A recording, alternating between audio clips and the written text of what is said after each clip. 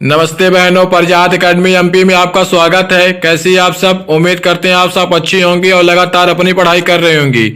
आज हम देखेंगे महिला पर्यवेक्षक भर्ती 2025 के लिए जो आपका प्रबंधन नामक विषय से सामुदायिक संगठन वाला टॉपिक है, उसके हम 50 सवाल देखेंगे। इस टॉपिक से आपके पेपर में 8 नंबर के आएंगे।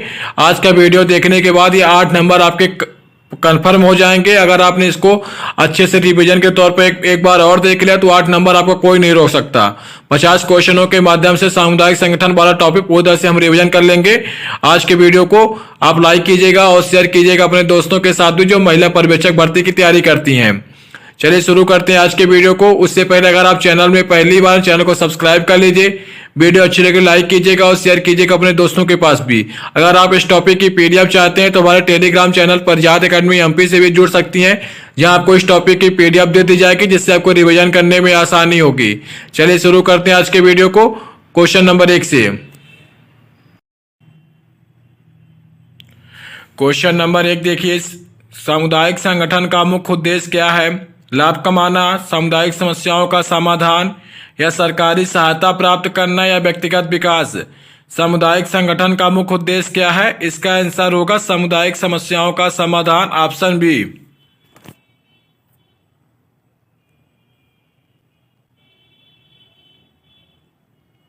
क्वेश्चन नंबर 2, सामुदायिक संगठन में नेतृत्व का सबसे महत्वपूर्ण गुण क्या है? अनुशासन, दृष्टिकोण, सहानुभूति या ताकत। सामुदायिक संगठन में नेतृत्व का सबसे महत्वपूर्ण गुण क्या है? ऑप्शन सी, सहानुभूति होनी चाहिए सामुदायिक संगठन में, option C.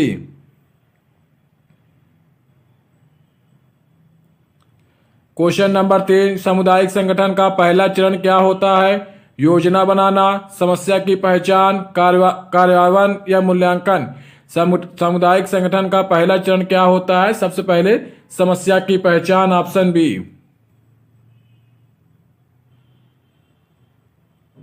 Question number 4, participatory approach का अर्थ क्या है?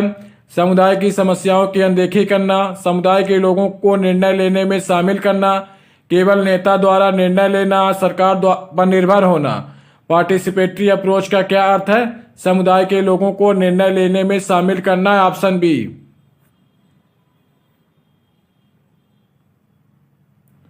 क्वेश्चन नंबर 5, सामुदायिक संगठन में कौन सा सिद्धांत सबसे महत्वपूर्ण है? प्रतियोगिता, सहभागिता, व्यक्तिगत विकास या वित्तीय प्रबंधन। सामुदायिक संगठन में कौन सा सिद्धांत महत्वपूर्ण होता है? ऑप्शन बी, सहभागिता सबसे महत्वपूर्ण होता है।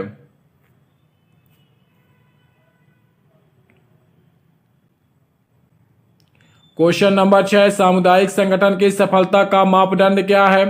सदस्य संख्या, समस्याओं का समाधान, फंडिंग की उपलब्धता या सरकारी मान्यता। सामुदायिक संगठन की सफलता का मापदंड क्या है? ऑप्शन बी, समस्याओं का समाधान।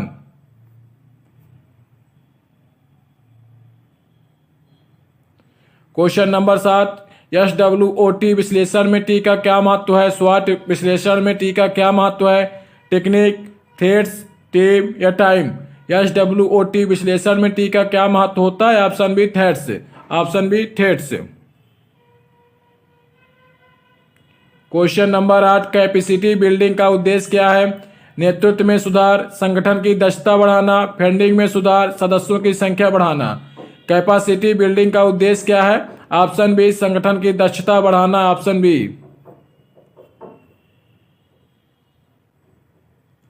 क्वेश्चन नंबर 9, सामुदायिक संगठन में निर्णय लेने की प्रक्रिया का हिस्सा कौन हो सकता है?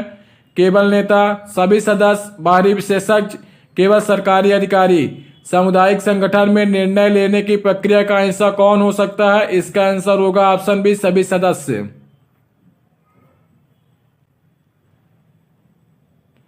क्वेश्चन नंबर 10 देखिए, एक समुदाय की प्राथमिकता तय करने के लिए कौन सी तकनीकी उपयोगी है? Group discussion, personal interview, brain storming या उपरोक्त सभी। एक समुदाय की प्राथमिकता तय करने के लिए कौन सी तकनीकी सबसे उपयोगी है? Group discussion, option A. इसका आंसर ऑप्शन 1 होगा, ग्रुप डिस्कशन। ये उत्तर गलत लग गया है। क्वेश्चन नंबर 11, सामुदायिक संगठन का सबसे बड़ा लाभ क्या है? सरकारी सहायता, व्यक्तिगत समस्याओं का समाधान, सामूहिक समस्याओं का समाधान, नेतृत्व कौशल का विकास। सामुदायिक संगठन का सबसे बड़ा लाभ क्या है? इसका आंसर होगा सामूहिक समस्याओं का समाधान, ऑप्शन सी।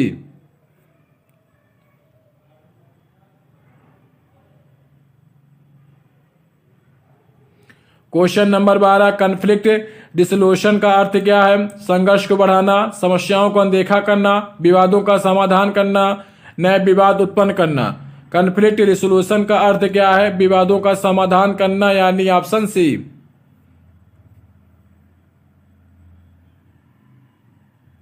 क्वेश्चन नंबर 13, सामुदायिक संगठन में टीम वर्क का महत्व क्यों है? नेतृत्व को बढ़ावा देने के लिए, व्यक्तिगत लाभ के लिए, सामूहिक प्रयासों को सफल बनाने के लिए, संगठन को बंद करने के लिए। सामुदायिक संगठन में टीम वर्क का क्या महत्व है? इसका आंसर होगा ऑप्शन सी, सामूहिक प्रयासों को सफल बनाने के लिए, ऑप्शन सी। क्वेश्चन नंबर 14, सामुदायिक संगठन के लिए कौन सी योजना सबसे उपयुक्त है? लघुकालिक योजना, मध्यमकालिक योजना, दीर्घकालिक योजना या उपरोक्त सभी। सामुदायिक संगठन के लिए कौन सी योजना सबसे उपयुक्त होती है? इसका आंसर होगा ऑप्शन डी, उपरोक्त सभी। यानी लघुकालिक योजना भी सही होती है, मध्यमकालिक भी होती है, दीर्घकालिक भी होती है। इसका आंसर होगा उपरोक्त सभी, ऑप्शन डी। वीडियो को लाइक कर लीजिएगा। क्वेश्चन नंबर 5, एडवोकेसी का मुख्य उद्देश्य क्या है? व्यक्तिगत विकास, नीति और अधिकारों के लिए समर्थन, समुदाय को विभाजित करना, धन जुटाना। इसका आंसर होगा नीति और अधिकारों के लिए समर्थन। इस टॉपिक का आपको अंग्रेजी में थोड़ा डिमांड चाहिए, जिससे आपको जो भाषा रहेगी तो क्वेश्चन करने में आसानी हो जाएगी। हिंदी की लैंग्वेज थोड़ा कठिन पड़ेगी। सामुदायिक संगठन में कौन सा चरण अंतिम है? समस्या की पहचान, योजना बनाना, कार्यान्वयन या मूल्यांकन। सामुदायिक संगठन में कौन सा चरण अंतिम होता है? सबसे अंतिम में मूल्यांकन होता है। और सबसे पहले समस्या की पहचान होती है और सबसे अंतिम में मूल्यांकन होता है। कम्युनिटी एम्पावरमेंट का उद्देश्य क्या है? कम्युनिटी एम्पावरमेंट का उद्देश्य क्या है? समुदाय को आत्मनिर्भर बनाना, सरकारी सहायता पर निर्भर होना, संगठन को भंग करना या फंडिंग बढ़ाना। कम्युनिटी एम्पावरमेंट का उद्देश्य क्या है? ऑप्शन ए, समुदाय को आत्मनिर्भर बनाना।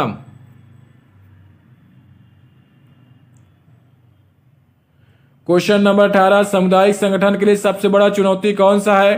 फंड की कमी, नेतृत्व की कमी, सदस्यता की कमी या उपरोक्त सभी।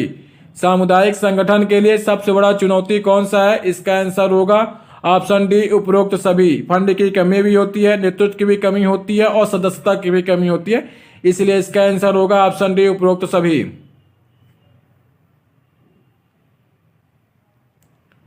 क्वेश्चन नंबर 19, प्रभावी सामुदायिक संगठन के लिए सबसे आवश्यक तत्व क्या है? प्रभावशाली नेता, सामूहिक भागीदारी, मजबूत फंडिंग या मीडिया समर्थन। प्रभावी सामुदायिक संगठन के लिए सबसे आवश्यक तत्व है ऑप्शन बी, सामूहिक भागीदारी।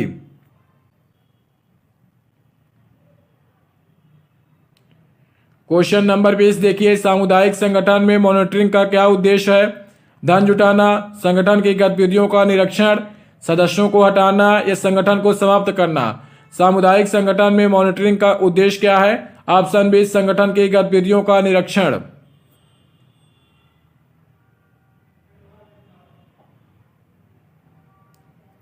क्वेश्चन नंबर 21, समुदाय में संसाधनों का मानचित्रण का उद्देश्य क्या है? संसाधनों की कमी को दिखाना, उपलब्ध संसाधनों की पहचान करना, सरकारी सहायता पर निर्भर रहना, केवल समस्याओं का समाधान करना। समुदाय में संसाधनों का मानचित्रण का उद्देश्य क्या है? इसका आंसर होगा ऑप्शन बी, उपलब्ध संसाधनों की पहचान करना।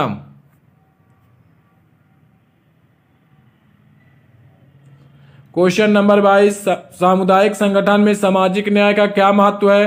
केवल विशेष वर्ग को सहायता देना, सभी के लिए समान अवसर सुनिश्चित करना, केवल सरकार को शामिल करना, समस्याओं को बढ़ाना। सामुदायिक संगठन में सामाजिक न्याय का क्या महत्व है? ऑप्शन बी, सभी के लिए समान अवसर सुनिश्चित करना। इसका आंसर होगा।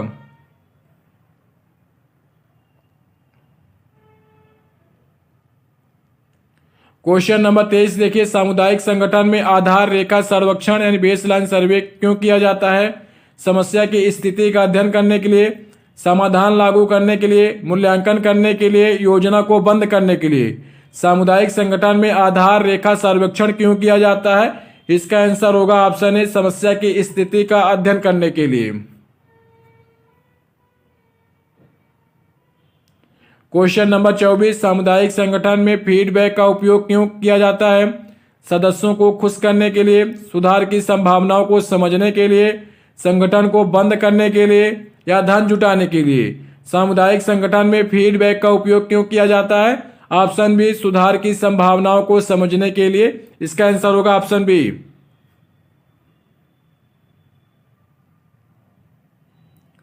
क्वेश्चन नंबर 25, सामुदायिक भागीदारी के बिना कौन सा कार्य कठिन होता है?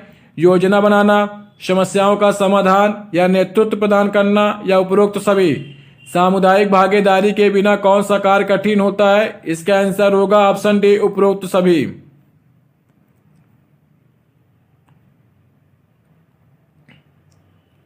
क्वेश्चन नंबर 26 देखिए, सामुदायिक संगठन का सबसे महत्वपूर्ण पहलू कौन सा है?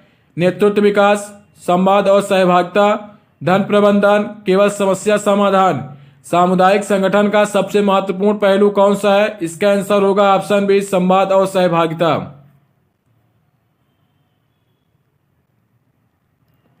क्वेश्चन नंबर 27, कॉन्फ्लिक्ट मैनेजमेंट का उद्देश्य क्या है? विवादों को बढ़ाना, संघर्षों को शांतिपूर्ण ढंग से सुलझाना, निर्णय लेने में देरी करना, विवाद को नजरअंदाज करना। कॉन्फ्लिक्ट मैनेजमेंट का उद्देश्य क्या है? ऑप्शन बी, संघर्षों को शांतिपूर्ण ढंग से सुलझाना इसका उद्देश्य होता है, option B. Question number 28, community development का आधार क्या है? संसाधनों की कमी, सामूहिक प्रयास, व्यक्तिगत लाभ या सरकार की सहायता। कम्युनिटी डेवलपमेंट का आधार क्या है? इसका आंसर होगा ऑप्शन बी, सामूहिक प्रयास।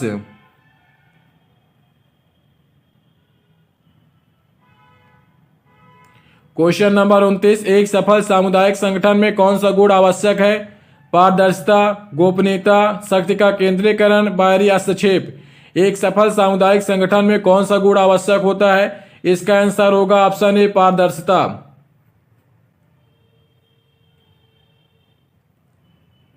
क्वेश्चन नंबर 23, सामुदायिक संगठन में एक्शन प्लान का महत्व क्या है? समस्याओं की अनदेखी करना, कार्यों को संरक्षित करना, केवल नेतृत्व पर ध्यान देना या योजना को असफल बनाना। सामुदायिक संगठन में एक्शन प्लान का महत्व क्या है? इसका आंसर होगा ऑप्शन बी, कार्यों को संचालित करना।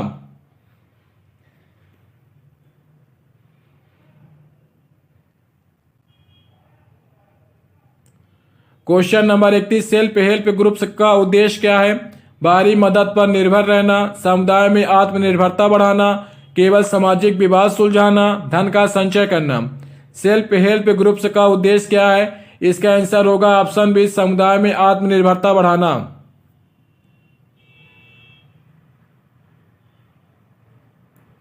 क्वेश्चन नंबर 32, सामुदायिक संगठन में सबसे प्रभावी संवाद का तरीका कौन सा है? ऑप्शन देखिए, व्यक्तिगत संपर्क, जनसभाएं, सोशल मीडिया, सभी उपरोक्त। सामुदायिक संगठन में सबसे प्रभावी संवाद का तरीका कौन सा है? ऑप्शन होगा इसका ऑप्शन डी, यानी व्यक्तिगत संपर्क भी, जनसभाएं भी, सोशल मीडिया भी।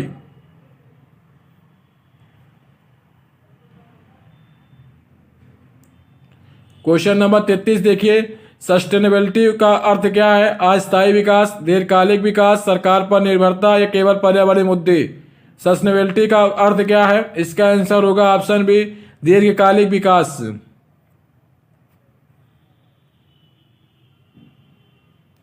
क्वेश्चन नंबर 34, सामुदायिक संगठन के लिए कौन सा संसाधन सबसे महत्वपूर्ण है?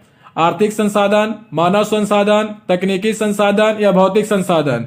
सामुदायिक संगठन के लिए कौन सा संसाधन सबसे महत्वपूर्ण है? इसका आंसर होगा ऑप्शन बी, मानव संसाधन सामुदायिक संगठन के लिए सबसे महत्वपूर्ण होता है।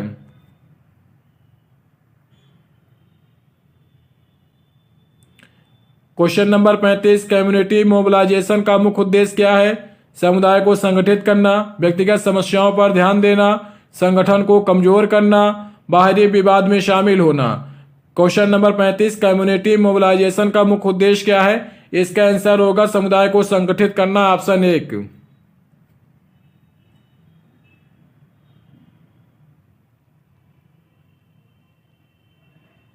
सामुदायिक संगठन में फैसिलिटेटर की भूमिका क्या होती है? सदस्यों के लिए निर्णय लेना, चर्चा का मार्गदर्शन करना, संगठन के लिए धन जुटाना, समस्याओं को अनदेखा करना। सामुदायिक संगठन में फैसिलिटेटर की भूमिका क्या होती है? इसका आंसर आप लोग कमेंट बॉक्स में दीजिएगा। 36 का आंसर क्या होगा?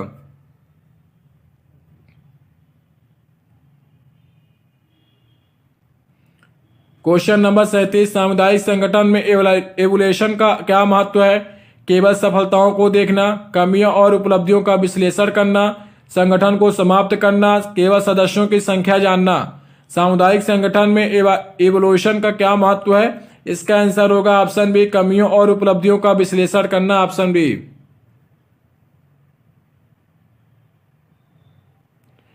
क्वेश्चन नंबर 38, सामुदायिक संगठन में ग्रुप डायनेमिक्स का क्या अर्थ है? समूह के भीतर सहयोग और बातचीत, बाहरी लोगों से संबंध, केवल व्यक्तिगत लाभ, संगठन को समाप्त करना। सामुदायिक संगठन में ग्रुप डायनेमिक्स का क्या अर्थ होता है? ऑप्शन ए, समूह के भीतर सहयोग और बातचीत। इसका आंसर होगा ग्रुप डायनेमिक्स का अर्थ होता है समूह के भीतर सहयोग और बातचीत।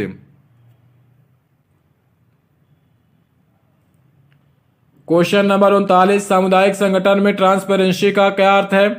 गोपनीयता बनाए रखना, निर्णय और कार्यों को खुला रखना, केवल नेता को जानकारी देना, समस्याओं को छुपाना। सामुदायिक संगठन में ट्रांसपेरेंसी का अर्थ है ऑप्शन बी, निर्णय और कार्यों को खुला रखना, ऑप्शन बी।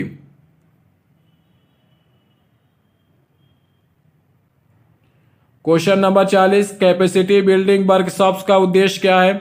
समस्याओं को बढ़ाना, सदस्यों की क्षमता को सुधारना, केवल धन जुटाना या बाहरी नेतृत्व लाना। कैपेसिटी बिल्डिंग वर्कशॉप का उद्देश्य क्या है? इसका आंसर होगा ऑप्शन बी, सदस्यों की क्षमता को सुधारना।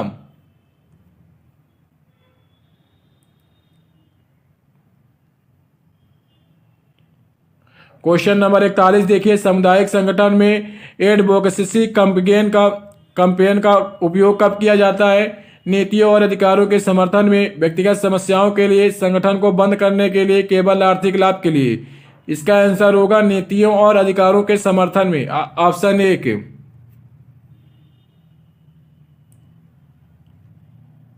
क्वेश्चन नंबर 42, सामुदायिक संगठन में रिसोर्स मोबिलाइजेशन का अर्थ है संसाधनों का अनदेखा करना, समुदाय के संसाधनों का उपयोग करना, केवल बाहरी संसाधनों पर निर्भर रहना, केवल धन जुटाना। सामुदायिक संगठन में रिसोर्स मोबिलाइजेशन का अर्थ है ऑप्शन बी, समुदाय के संसाधनों का उपयोग करना।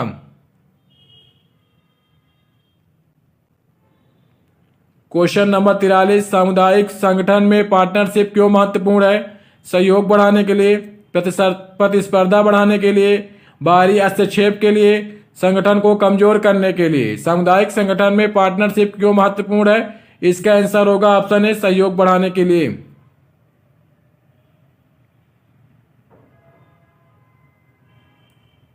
क्वेश्चन नंबर 44, नीड असेसमेंट का उद्देश्य क्या है? केवल समस्याओं को बढ़ाना, समुदाय की प्राथमिकताओं की पहचान करना, सभी समस्याओं को हल करना या फंडिंग बढ़ाना। इसका नीड असेसमेंट का उद्देश्य क्या है? समुदाय की प्राथमिकताओं की पहचान करना, option B.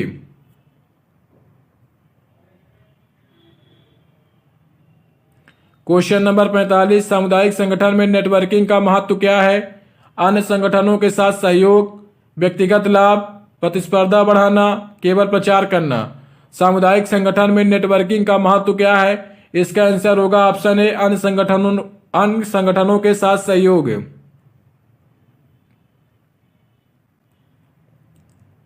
Question number 46, participatory rural अपराइजल का मुख्य उद्देश्य क्या है? ग्रामीण विकास में समुदाय की भागीदारी बढ़ाना, केवल शहरी क्षेत्रों पर ध्यान देना, बाहरी विशेषज्ञों पर ध्यान निर्भर रहना, केवल आंकड़े एकत्रित करना। सॉरी, इसका आंसर होगा ग्रामीण विकास में समुदाय की भागीदारी बढ़ाना, ऑप्शन ए।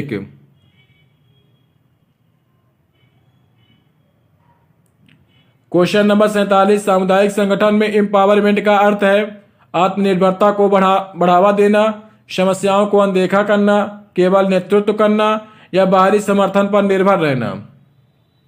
सामुदायिक संगठन में एम्पावरमेंट का अर्थ है आत्मनिर्भरता को बढ़ावा देना, ऑप्शन ए।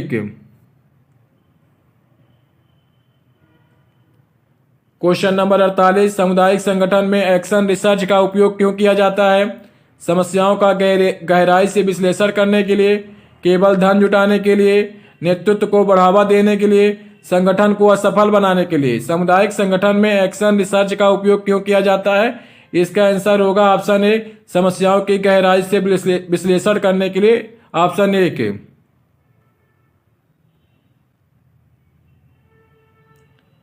क्वेश्चन नंबर 49, सामुदायिक संगठन में ट्रस्ट बिल्डिंग का क्या महत्व है? पारदर्शिता और सहभागिता बढ़ाने के लिए, बाहरी विवाद बढ़ाने के लिए, फंडिंग कम करने के लिए, केवल सदस्यों की संख्या बढ़ाने के लिए। सामुदायिक संगठन में ट्रस्ट बिल्डिंग का क्या महत्व है? इसका आंसर होगा ऑप्शन ए, पारदर्शिता और सहभागिता बढ़ाने के लिए।